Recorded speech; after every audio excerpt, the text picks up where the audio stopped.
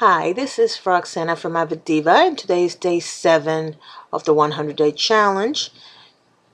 During the weekend, I decided that I wanted to make the vlogs, the video logs, more related to what I was writing on my actual blog. And it so happens that the blog for today was about choice. Now, it is about religion, but it isn't, so bear with me so you see where I'm going with this, okay? One of the things that I was brought up Catholic, and one of the things that I do notice sometimes is how people change the meaning of certain things based on their religion. And what I mean by that is Catholics have a very different viewpoint on certain things than other Christians do. And sometimes it takes a turn that I have no idea where it came from. Now, to go a little deeper into my background, I went to Catholic school from the 4th grade till I graduated from high school in 12th grade. And I have been going to church on and off since I was a baby until I was about 30, 32. And one thing that we did study at school was science. And we had religion class and then we had science class, and we didn't seem to have any problem believing both things intertwined. And what I mean by that was, in religion, you learn that God created the world in 7 days, the universe in 7 days, and you take it as a metaphor for how many millions of years it took for the world to come to life. And in science, you actually learn exactly how it went from what the first cell all the way to humankind. And that's also not 7 days long, but we understood that there was a correlation between one and the other. We were also taught that people with higher intelligence than others, the scientists and the doctors and the people that study philosophy, all those kinds of people that seem to have more than the average person in terms of brains, were blessed with a gift, according to the religion. And so to us, there was no big dichotomy between one thing and the other.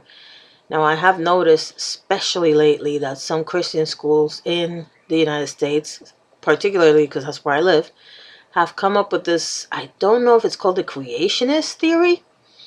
God created the world and that's it. And I think that is a very dumbed down version of what really happened. And it's this, to be honest with you, it's disrespectful to God.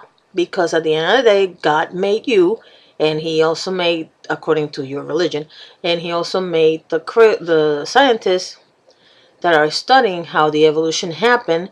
And if he really created the planet and the people, why would he let these people think that a theory of evolution is possible if it wasn't, inside their gift for it to be so? So I really don't understand where these people come up with these ideas. But anyway, the reason why I decided to write about choice is because of one simple detail. According to my religion, which was Catholic, well, I'm kind of sort of still Catholic, I just don't go to church. We all were born with the choice. We were all born with the ability to choose what we want to follow. And if that is correct, it stands to reason that, logically speaking, people can choose to find out exactly how the world came to be, meaning if the theory of evolution is correct or not. God is the one who put it in our heads, so it means it must be okay. There's nothing wrong with it. God gave us the ability to choose how we choose to practice our belief in him or her. I personally believe in a God or a higher being or whatever you want to call it. I don't care. And I do believe there's something bigger than us in the planet. Now, whether I want to spend 10% of my non-existent salary on that church, that is irrelevant to me because I don't believe in that. In Catholic church, I've never been to a Catholic church that asks you for exactly 10% of your income. They just ask you for whatever you want to give.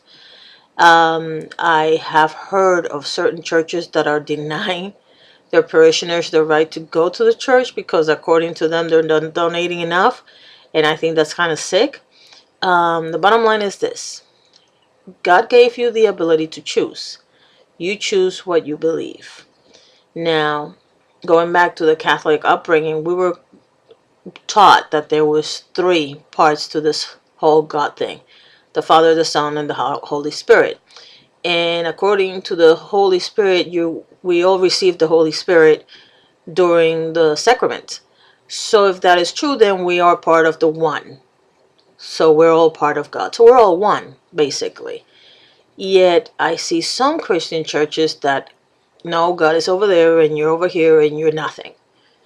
Well, then you're being disrespectful to what your own Bible says about God. How does that exactly work? Anyway, these are just things that are going through my head. You know, when you stay at home taking care of your mother, sometimes you come up with some crazy theories, and then the stuff that keeps going inside your head it just makes you wonder exactly when did Jesus become bigger than God for some people? Exactly when did your ability to choose die, which is why some people are good, some people are bad, and some people are indifferent. If we are given the ability to choose, then why is it God's fault that some of us are not good? And in the end, basically, what exactly are you trying to prove?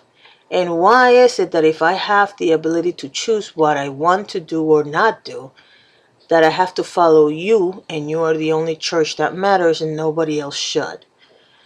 These are just things that make you wonder. And in those hours when you're thinking about life and what really goes on in the world, it kind of gives you credence to the atheists that say that we're all insane and we should all be put in insane asylums, because so many people have so many different versions of what the faith in God should be. So anyway, it is kind of related to my blog. It's not exactly what I posted on my blog. If you want to check my blog, it's www.avidiva.biz. You can also like this video if you like it, comment, and subscribe. Thank you very much. Have a good night.